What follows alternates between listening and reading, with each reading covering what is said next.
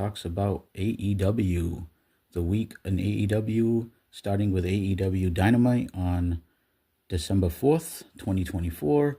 And believe it or not, I'm going to be covering a little bit of Rampage and some of Collision. So I guess we'll call this AEW Dynamite and then some. Before we get started, please like and subscribe on YouTube. Jason Talks About. Look us up. That's where you're going to find the show. So obviously, if you're listening to this, you already know where to find us. So give us a like and give us a subscribe, comment, share, please. Look us up on all social media, TikTok, Instagram, Facebook, X, Blue Sky, Threads. We're all over the place. So look us up at Jason Talks About. And please share, like, and all that good stuff. So let's get going. AEW Dynamite. So the reason I decided to cover at least some of Rampage is, believe it or not, and I've said this in prior shows, I just wasn't even going to bother with Rampage because it's such an afterthought at this point. But this week's show was actually a decent show. And thanks to the Continental Classic, which I have been, I want to say singing the praises. That's probably a little strong, but I've been putting it over here and there because I do like the concept. I like this tournament running through all the shows, giving some continuity and making it a little more destination TV. So I have been covering Collision a little more closely. And like I said, I'm normally not going to cover Rampage. It's almost done with anyway. But I felt like this week I should at least cover some of it. So let's go to AEW Dynamite. This is, again, December 4th, 2024. They start off with a Continental Classic recap. And then we get Shelton Benjamin versus Kyle Fletcher. I was really looking forward to this match. I think Kyle Fletcher has a ton of upside. He's a young, promising talent. And Benjamin is just such a great, underrated veteran who always has a good match, in my estimation. Don Callis was on commentary, and so managers and everybody's banned from ringside, but he's like at the commentary desk, so I guess he could kind of coach him from there. But I guess as long as he doesn't cheat or interfere, it's okay. Fletcher, comes out. They announce him. He's the proto star. I'm not sure what that name means. I know there's a Star Trek ship on Star Trek Prodigy called the Protostar. It's a really good show. You should check it out for all my Trekkies out there that are listening. So the crowd here was pretty split. I don't want to say split. They were obviously more in favor of Benjamin, but I wanted to say their reactions were just as strong, just in the opposite way for Fletcher. There was a lot of Ospreay's better chants. And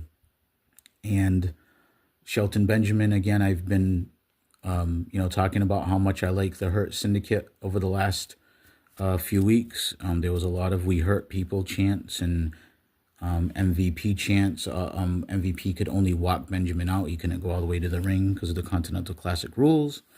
The crowd was into this, and they are actually alive for a submission hold, which, in AEW, that's rare that, the fans are really popping for like this type of kind of old school wrestling. I thought it was a really good match.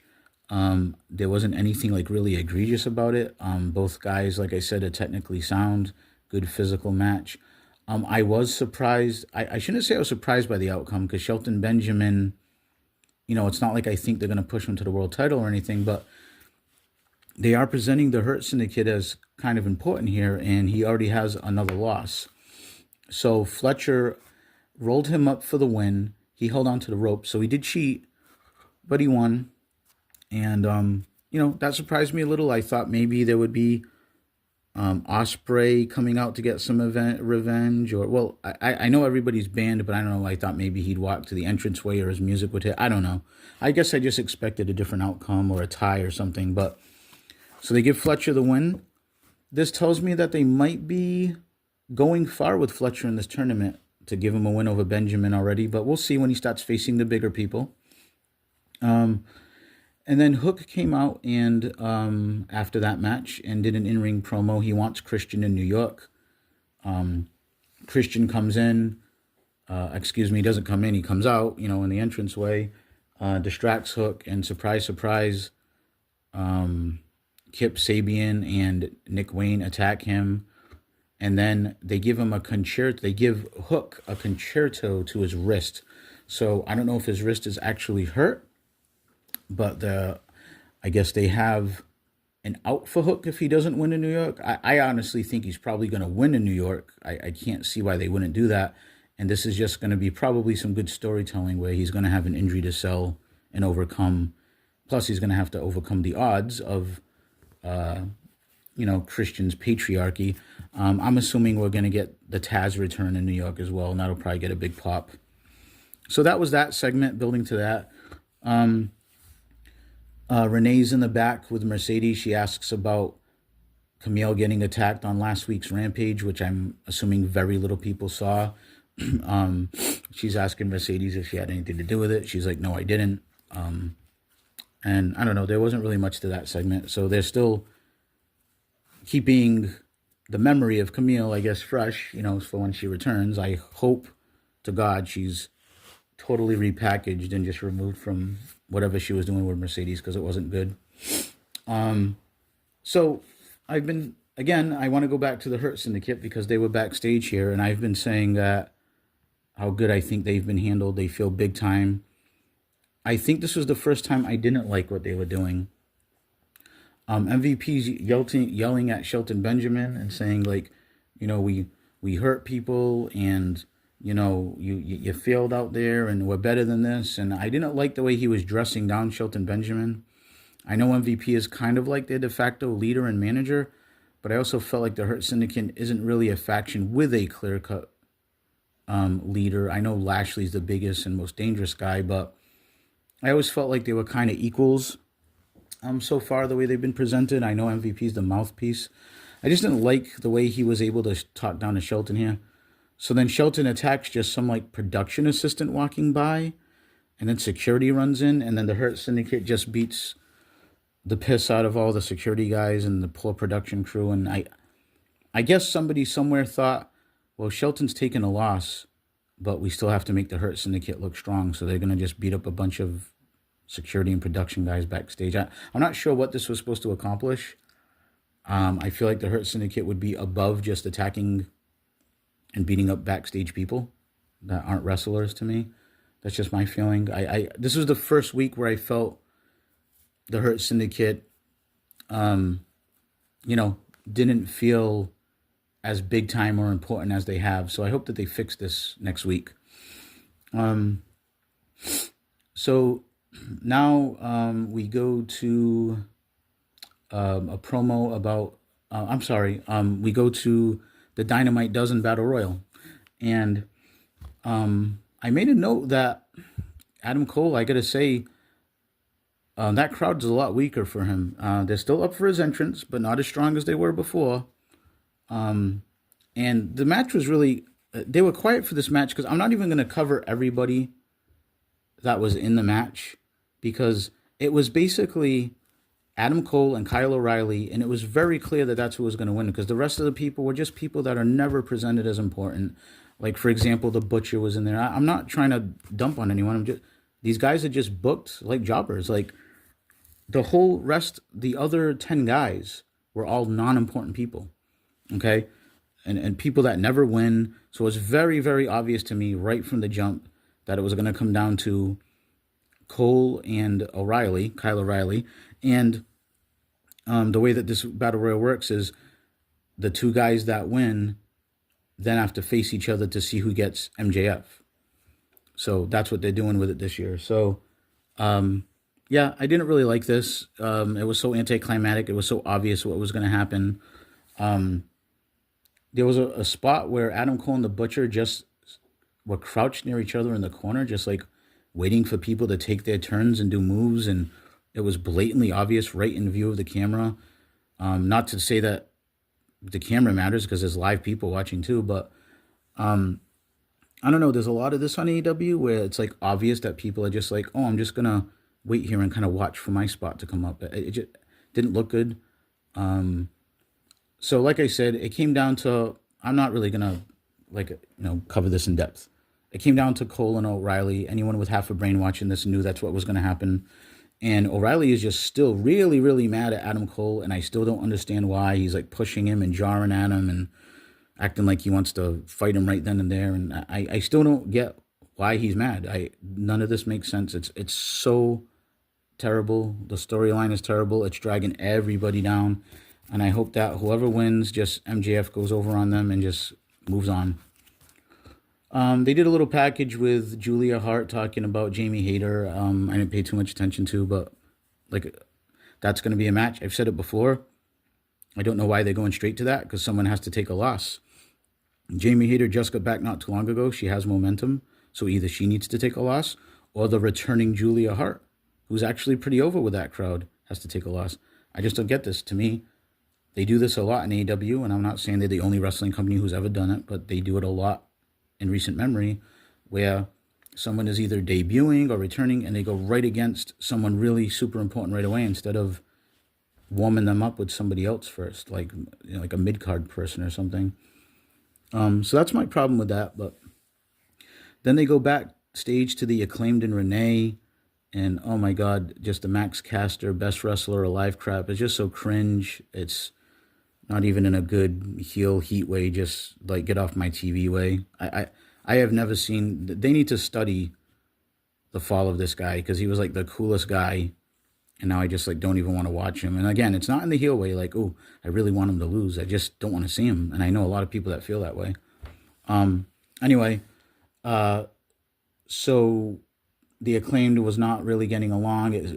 Bowens is getting tired of Caster's shtick, and Billy Gunn was back, and he was arguing back and forth. I don't know. It's bad. I didn't really pay total attention, but they were arguing. He went out to the ring to face Swerve. So it's Max Caster versus Swerve. He did his rap, which, again, the people are booing. It's not really, he still gets some oohs and ahs on some of the lines he dropped. He referenced a couple of things about, I think Hunter Biden, and he usually does that, whatever's going on in the news or pop culture. So the rap was okay, but it was a very dominant win for Swerve, and kudos, actually, I have to say, because Max Caster should not be presented on his level at this point as a singles competitor. And I wish that AEW would do a little more of this. Let's just have some 80-20 matches, and not matches that are it's Swerve and Caster, but they have to have a 25-minute banger. I like the fact that Swerve got in there, a few minutes. Caster had a little offense, not much. Swerve pins him, boom. Swerve needed that. He just lost at the pay-per-view, and good for him to get a win back here. And like I said, it didn't have to be a classic. It was just boom, done. We need more of that, I think, in AEW to get people over. Then they went to an MJF video, and I keep saying this, but the heels are making a lot of sense, MJF in particular. I'm going to paraphrase here because it was a kind of a long promo, but he brings up the fact that Adam Cole turned on him, which is true. He did. We all watched it.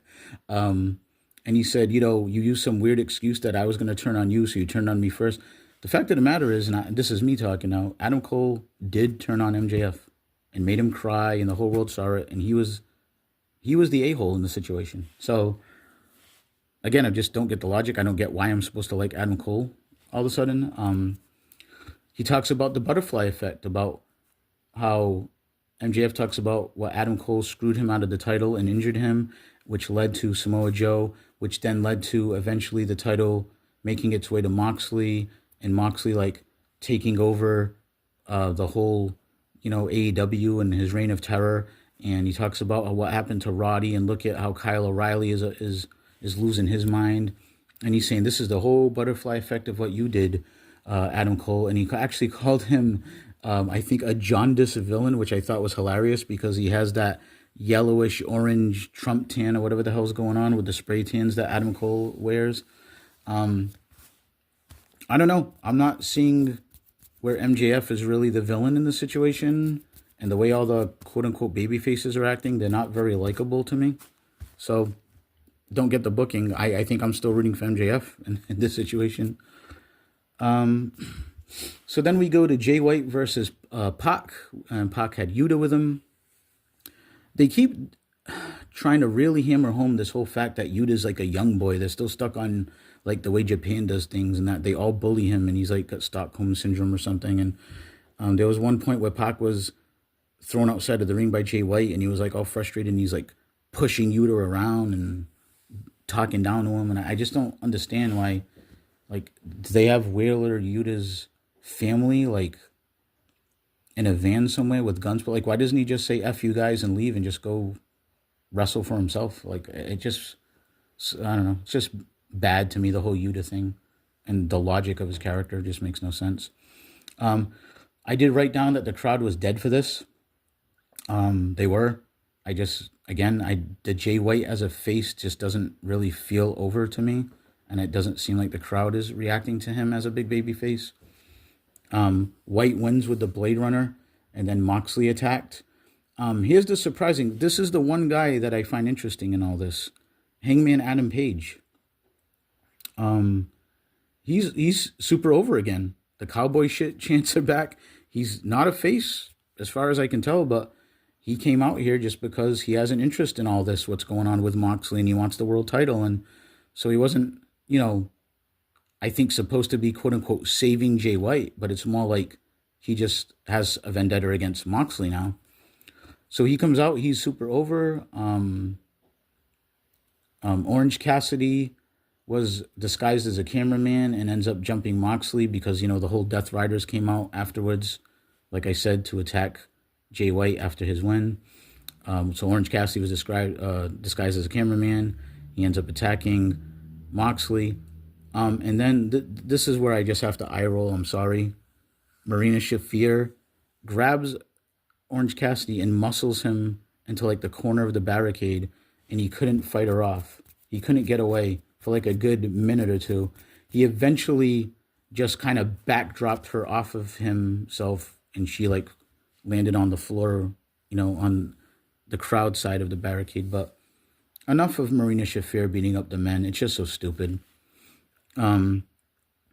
So then in the ring, Moxley actually took all the finishers from the baby faces once the baby faces cleared out. So by baby faces, I mean Jay White, Hangman, I guess for just the purposes of this exercise, and Orange Cassidy. Cleared out all the Death Riders, and Moxley took everybody's finisher, and then he like powdered out. The Death Riders grabbed him. Didn't sell the finishes very well, by the way. He looked like mildly hurt going up the rampway, so I don't know what that's about. And then we had Christian Cage peeking out from the entranceway with the contract, just still teasing that, he's going to take that shot one of these days at Moxley. So I think I don't love the Death Rider stuff, and I just talked about my issues with Marina Shafir and all that stuff. There's a little bit of intrigue here, though, like what's Christian going to do? And the whole, I'm intrigued with the Hangman character more than I have been in a long time, with his whole standing in this, and the crowd seeming to turn back to him after they turned against him in favor of Swerve. So it's almost like the AEW fans, it's like the worse human being you are, the more they like you. So, okay, so then Jericho did a final battle promo, putting that over for Ring of Honor. I'm not going to cover that. I'm not paying for Ring of Honor pay-per-views, and I'm not paying to watch regular Ring of Honor on Honor Club, so I'm not going to be covering those. Sorry if anyone wanted to hear me do that, but we won't be doing that here. Then they did this video of this like most wanted guy like in the Old West and this whole package. I was like, I was so interested in like, who is this? And then I find out it's Bandito. They did all this for Bandito? Really? I don't know if I'm missing something. He was never presented as this important. Even when he was around, I know he's been hurt for a long time, I think, but I don't get it. I mean, hey, let's see what they do. That's all I can say. Then they had Anna Jay versus Penelope Ford. This was a very awkward match. I keep hearing all this. Again, I'm not trying to be mean or dump on anyone, but all this stuff about Anna Jay was in Japan and she's so improved. And I don't know. I just see her as kind of how she was before. She fights Penelope Ford. It was an okay match, but Anna Jay ended up winning with the Queen Slayer sleeper hold that she does. She called up Mercedes, so now she's going after Mercedes' belt after she lost for the world belt. Mercedes comes out and says something about, you're not on my level or whatever she says. And Anna Jay says, oh yeah, what about now? And slaps her across the face. And Mercedes takes her jewelry off and acts like they're going to have a big fight. And then slinks out of the ring and says, nope, on my time. We'll do it on my time. So, I think Anna Jay's going to take another loss here. So she went for one title, lost, then gets a shot at another title. I don't know. I guess the whole win-loss thing in AEW was supposed to matter, but I don't know how you just lose for one title and just get to go to the other title. I don't know. But anyway, that's what they're doing. I'm assuming Mercedes is going to retain when that happens. Then they go to Renee backstage interviewing Mariah May. I think Mariah May is always good on the mic. She's a beautiful woman. She knows how to play a really good villain. She has that accent. So she does catch my attention when she's on TV. I think she does a good job at this heel character. Renee at one point gets insulted by her and goes to leave, and Mariah May kind of bullies her and puts her hand on her and says, no, you're going to sit down, and I'm going to finish speaking. So Renee is just sitting there kind of like, dejected looking. And in the background, you can actually see Mina Shirakawa cross over in like the hallway in the background of where they're talking. And she comes running up with the champagne bottle. So everybody saw her. I don't know how Mariah May didn't. And Renee panics and gets to run away at that point. And looks like she's going to bash Mariah May with it.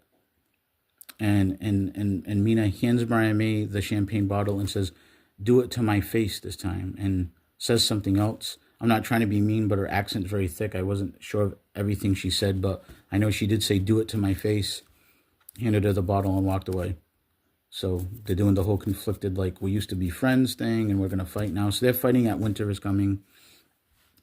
Okay, and then we went to a match, the main event that I was really looking forward to, and it was Brody King versus Claudio Castagnoli. Brody is super over. I think the House of Black, again, I'm just going to say it one more time. Don't understand why the House of Black isn't used better and put over more. But Brody is super over. He was selling his right wrist as a cast on it. I'm assuming he's got a legit injury there.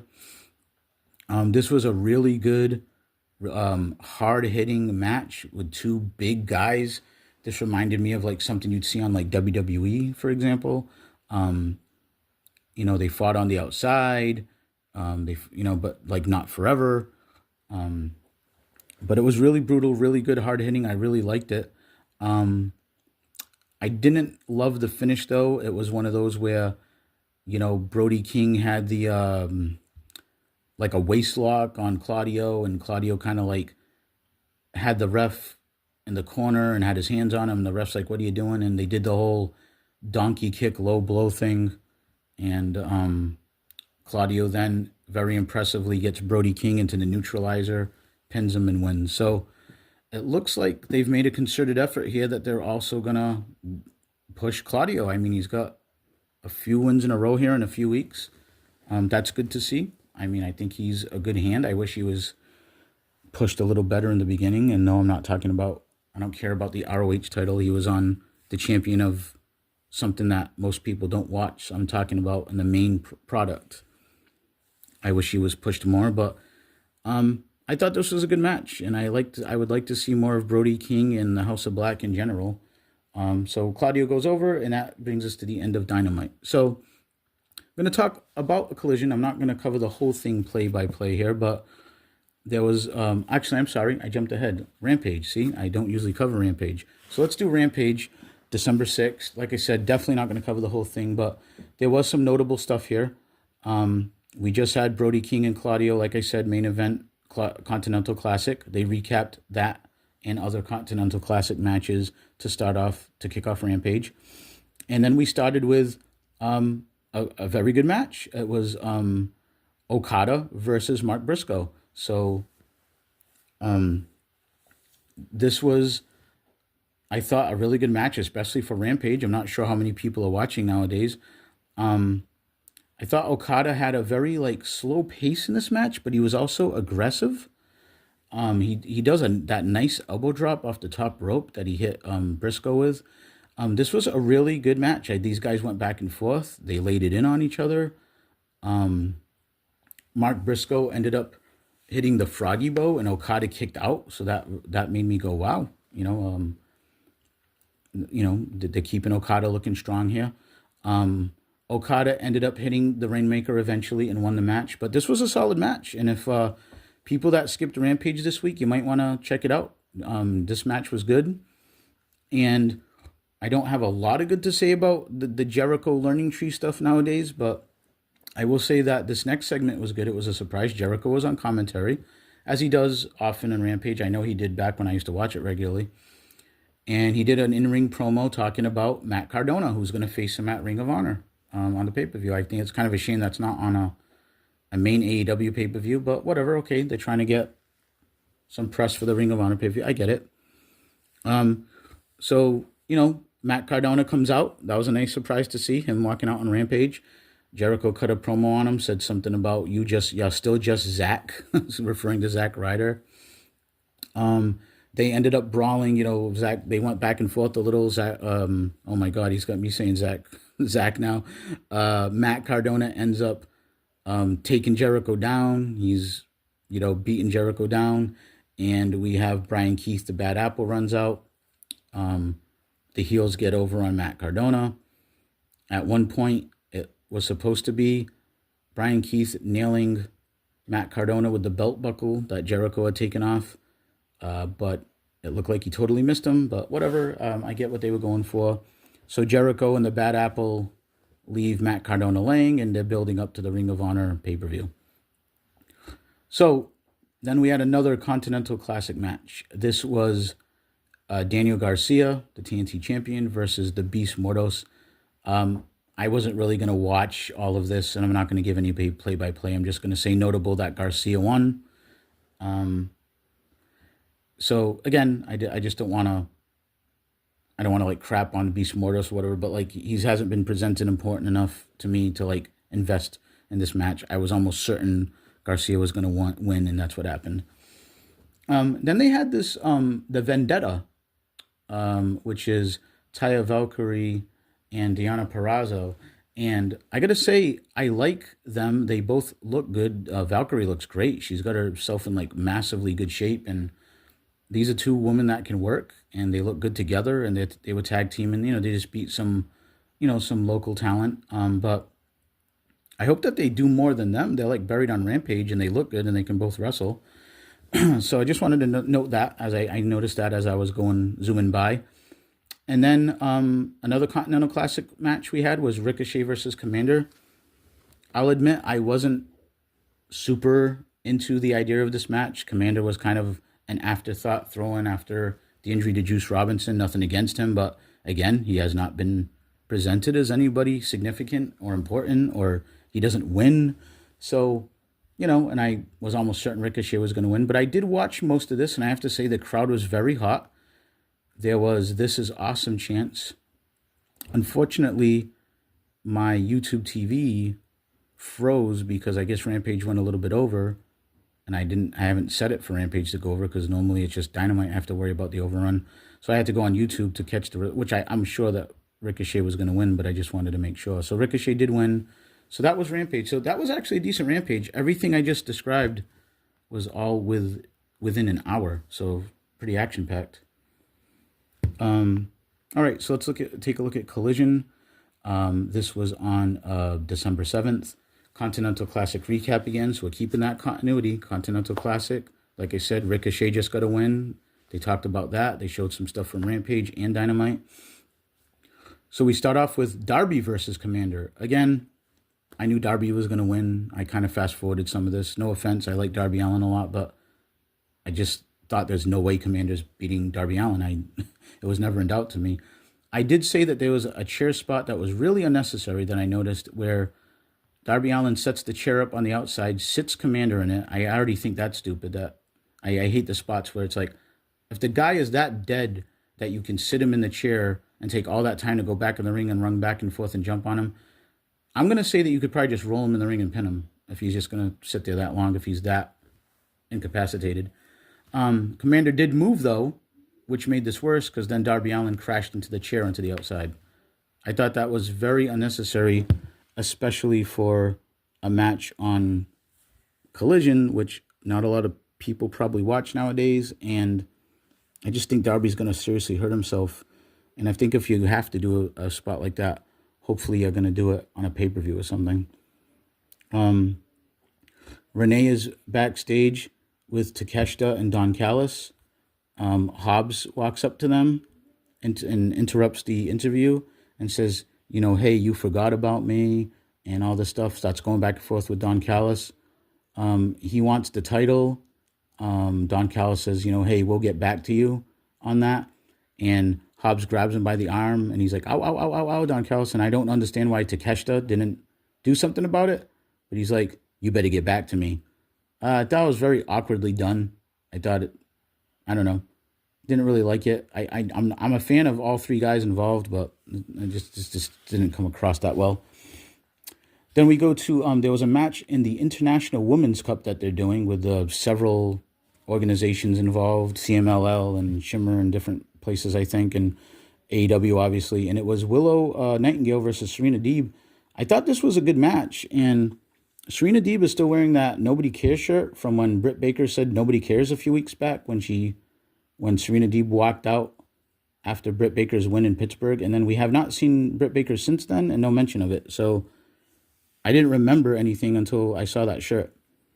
But this was a really good match. I'm a big fan of both of these ladies.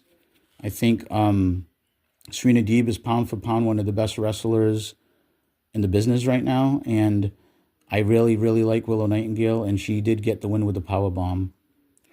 They showed Renee talking with Thunder Rosa in the back. She says she's 2-0 against Mariah May, and Mina Shirakawa. So they're obviously setting up her to go against Mariah May, I think, next. Or Mina if she wins the belt. I'm kind of doubtful of that. I think it will be Mariah May. And I'm actually looking forward to Mariah May Thunder Rosa. I think that could be really good. Even her and Shirakawa could be good too. But I think I like the dynamic a lot better with... So that would be a good feud, I think, next from Mariah May. I don't expect Thunder Rosa to win the belt off of her, but I think it'll be a good matches and a good feud. So Moxley comes out with the Death Riders and does an in-ring promo. I was surprised to see this on Collision. Pleasantly surprised. I'm not saying I'm a huge Moxley mark, but he is the world champion. It's the main event angle, and it was on Collision, so I thought that was good. They talk about Orange Cassidy. Orange Cassidy interrupts them and slowly rolls into the ring. Again, this is just stupid. I don't know why they didn't just immediately start stomping him as he's rolling across the floor. And then he says something about, if you want to stop me, you're going to have to kill me. I was like, well, you better watch what you're saying, because in AEW, they do try to, attempted murder with plastic bags and cleaning chemicals, which we'll get into later. So he's talking all this trash, and none of the heels attack him, except for, you guessed it, Marina Shafir. She lays him out with a briefcase from behind. And then Pac and Yuta carry Orange Cassidy out of the ring and to the back, and then we go to break. And then when we come back, FTR's cutting a promo backstage, talking about the hurricane relief and real-life stuff, and nothing wrong with that. And suddenly something catches their attention, and it is the Death Riders, and they have a funnel, and they are again going to pour cleaning chemicals down Orange Cassidy's throat. So I guess they took it literally. They are going to kill him to stop him. FTR goes over, stops them in the nick of time before they, I guess, do get away with murdering him on camera. And so as much as I'm intrigued about FTR getting into this fight with these guys, I just wish we could stop the stupid stuff of trying to pour chemicals down people's throats and suffocate them with plastic bags. I don't know who that's for and what audience wants that. The only audience you're going to get with that is the one that's shrinking currently with the live attendance and the ratings and everything else. So I'm not an AEW hater. I'm saying this stuff out of love. I want them to do well. I lived through the years when WWE was the only major fed, and they weren't good. And WWE sucked at that point. But you watched them out of habit because you just wanted to see wrestling, and nobody else was really important. So I want AEW to do better. They can be so much more. They have the talent. They have the roster. This stuff, people should be vetoing right away. If I'm in a production meeting and I had any say, and someone's like, so here's what we're going to do. We're going to hold a guy down, put a funnel in his mouth, and pour, cleaning chemicals or bleach or something in his throat. I would say, like, yeah, it's not happening. So I don't know why that's not being done in AEW, but it should be. So now we go to another Continental Classic match. And this was Kyle Fletcher versus the Continental Champion Okada. And this I was very intrigued by. Again, it was on Collision, big time filling match, and it was a good match. I had a couple of issues with it. At one point, there was a DDT on the outside of the ring, where Fletcher just rolled in Okada after doing that, and I was like, I'm pretty sure you could get a count out. And when he rolled him in, he didn't immediately go for the pin. I think if you DDT somebody on the floor, you should probably do one of those two things. But it was a minor complaint. There was some logic holes there, but I thought it was overall a good match, and it was exciting to see this up-and-comer Fletcher, who they have on a roll right now, going up against Okada, who's always been presented as pretty important in AEW and has mostly won his matches. And I am a fan of his going back to New Japan. There was big-time AEW chants, so that was encouraging if you're an AEW fan. I just talked about the bad and the shit that I wish they'd stop doing. This is when they're at their best, this kind of wrestling right here. And when the crowd is chanting the name of the organization, that's usually a good thing, or it brings me back to TNA, ECW in their heyday, So when you hear people saying AEW, that tells me that we're saying, hey, the crowd is saying we're AEW fans and we're loving this right now. And it was a good match. And again, this is a Collision that maybe a lot of people didn't watch. I don't know. I haven't seen the ratings, but it was stuff like this makes at least some of it worth watching. Like I was just saying with Rampage. And I thank the Continental Classic for that. So I think the Continental Classic, the idea of it is a good one.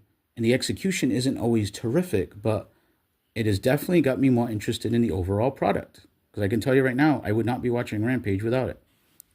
But getting back to the match, Fletcher did hit a low blow with the referee not looking. So unfortunately, we had 2 out of the last 3 Continental Classic matches with low blows. But he hits the brainbuster and he gets the win, which surprised the hell out of me. He got the 1, 2, 3 on Okada. I know it wasn't necessarily clean, but hey, they're both heels, so I don't think the crowd's going to feel too bad for Okada. Although they were clearly in Okada's corner, because even though Okada's a heel, I mean, let's face it, the AEW crowd's going to love him. There's a lot of crossover with New Japan. He's a legend over there, and I didn't expect any less than him being the favorite here. I just want to mention real quick, there's an angle going on with Renee backstage interviewing Top Flight, and it looks like Leo Rush and Action Andretti are definitely getting ready to turn heel and split from the group. They agreed to have a match next week. I don't even know on what. I think on Collision. So just wanted to mention that quickly. And then we went to a Continental Classic match again. This was the main event. I'm not sure why Fletcher and Okada wasn't, but whatever. I'll take it. I'll take the fact we had Fletcher and Okada on the show. Daniel Garcia, who's the TNT champion, against Mark Briscoe. And we just saw Mark Briscoe lose his last Continental Classic match and Danny Garcia win against Beast Mortos, like I just covered. I have to say, I didn't watch all of this, but it was a decent match from what I had seen, because I just thought it was so blatant that Garcia was going to win. And to my surprise, they put over Mark Briscoe. Mark Briscoe won with a Death Valley driver in a back-and-forth match, definitely a 50-50 match. This wasn't like, any clear cut like Briscoe was killing Garcia or anything. But I thought Garcia just got a belt. He just went to a draw with Okada. He's been winning a lot. He's definitely winning this match. Briscoe had no points in the Continental Classic last year. So to my pleasant surprise, they gave Briscoe a win. It doesn't necessarily hurt Garcia. It's a tournament match. He didn't lose his title belt. Little intrigue here is you could say Mark Briscoe could come out one week and say, hey man, remember when I beat you in that, I think I deserve a shot. I mean, you could go there after the Continental Classic, so set a little something up for the future. So that was the main event. That's how they went off the air. It was feel good. Mark Briscoe winning. The crowd still loves him. And so that was my review of the week in AEW. It was kind of short. But I will say again, I think the Continental Classic is making the product overall a little more interesting for me. AEW is not perfect. I am going to criticize them when I see fit, but I do it out of love because I want them to be better. If you listen to my WWE reviews, when things are bad, I'll mention that too. They're probably just objectively better overall right now, I think I could say. But AEW, I do think, is picking up some momentum. And on the horizon, we have people like Kenny Omega coming back and stuff. So I'm looking forward. I hope that they can catch some momentum, and that they're going into Max, and there are a lot of big things coming up for them. So, I want them to do well. So anyway, that was my coverage of the week in AEW. Thank you for listening. Join us next time, and please like, subscribe, share, comment everywhere on social media, but especially on YouTube. And we will catch you next time.